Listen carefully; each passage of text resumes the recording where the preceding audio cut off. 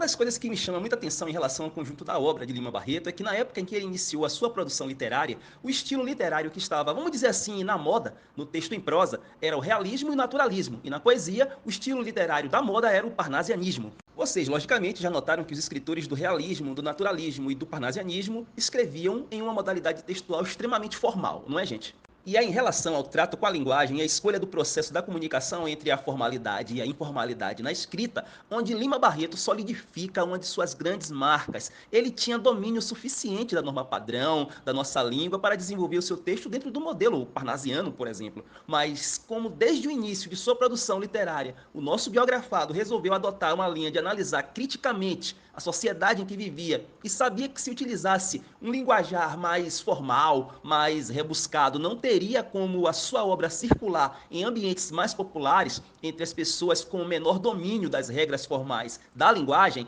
adotou para o conjunto de sua obra um linguajar mais informal, mais descontraído, capaz de atingir um público menos seletivo, capaz de atingir a massa populacional. Pessoal, de cara, em sua estreia, em 1909, essa estratégia que eu acabei de citar, da linguagem menos rebuscada, da crítica ao preconceito racial e social, da crítica ao processo de corporativismo e apadrinhamento no processo seletivo das empresas, etc., não foi bem aceita pelos críticos literários. Assim como também não foi bem digerida pelos grupos empresariais que se sentiram ofendidos com a fina ironia de seu texto de estreia. O resultado disso é que Lima Barreto já estreou sendo avaliado de uma maneira morna, fria, com um certo desdém por parte dos críticos literários e, ao mesmo tempo, se tornando alvo de um crescente número de insultos por parte dos agentes detentores do poder nos setores da área jornalística, que se sentiram ofendidos pelo teor das críticas de Lima Barreto em seu livro de estreia aos setores da área jornalística. Acompanhe comigo os detalhes sobre o lançamento do seu livro de estreia. Deixa eu fazer uma observação importante aqui. O romance intitulado como Recordações do Escrivão Isaías Caminha não foi exatamente o primeiro romance produzido por Lima Barreto, porém,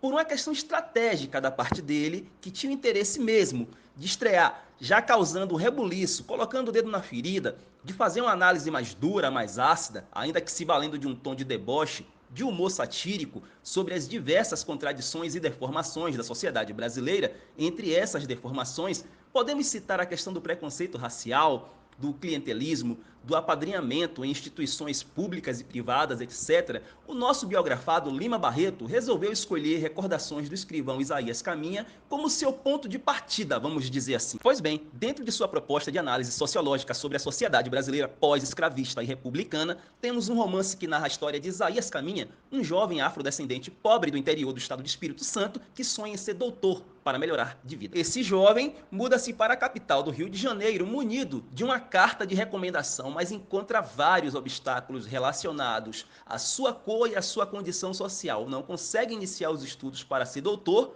não consegue emprego e passa a viver nas ruas. Já não tem mais nenhuma esperança quando um homem que conheceu na chegada ao Rio de Janeiro o leva a trabalhar na redação de um grande jornal. A partir daí, a história traça um retrato destrutivo da imprensa, denunciando jogos de interesses, parcialidade, sensacionalismo, além da falta de preparo dos jornalistas. Dá para vocês perceberem por aí o enorme vespeiro que Lima Barreto, logo em sua estreia, corajosamente, diga-se de passagem, resolveu remexer? Dá para entender também o motivo de uma espécie de fúria disfarçada de desdém por parte dos críticos da época e por parte também dos representantes dos setores da área jornalística? Observem comigo um detalhe contextual. O Brasil, no início do século XX, era um país rural, cuja maioria da população era majoritariamente analfabeta, cujo pequeno percentual de pessoas escolarizadas era justamente pertencente a uma elite latifundiária com recente passado escravista, embevecida, encantada mesmo com as teorias racistas europeias.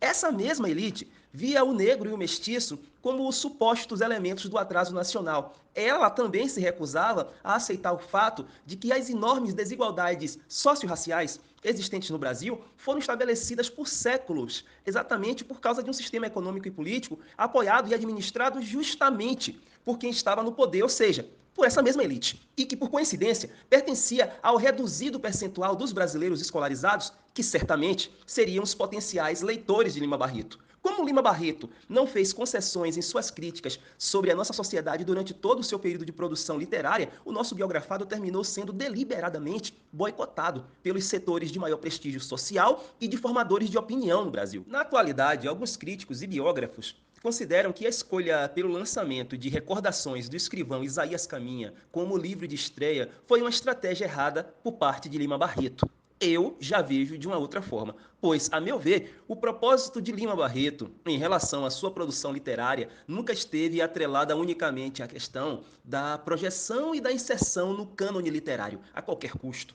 tendo, por exemplo, que fazer concessões sobre temas polêmicos da sociedade para ser aceito ou tolerado no universo da intelectualidade brasileira. O próprio Lima Barreto intitulava sua prática literária como uma literatura militante. Acredito que o propósito dele não era exatamente o de fazer da sua produção literária uma ferramenta de uso exclusivo para obter ganhos unicamente individuais. Pessoal, a sua produção era, antes de tudo, uma ferramenta política, pois ele era um idealista, que inclusive tinha simpatias pelas propostas da Revolução Francesa, por exemplo, que pregava o lema da liberdade, igualdade, fraternidade. Era também um nacionalista, porém era um nacionalista que criticava o nacionalismo ufanista. Esse nacionalismo ufanista que é gerador de xenofobia e propício a teorias fascistas. Era um crítico da ideologia eurocêntrica, era um crítico do academicismo das universidades, um defensor da igualdade entre homens e mulheres, um militante da causa negra. Então, por isso tudo,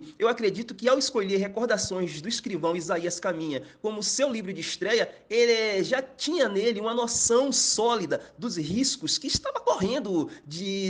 ser jogado para escanteio, porém também acredito que ele imaginava que, independente do momento em que esse livro fosse lançado, a reação do público, alvo das críticas contidas em seu romance, seria a mesma, e o boicote à sua pessoa e à sua obra literária aconteceriam da mesma forma, seja no início ou durante o percurso de sua carreira literária.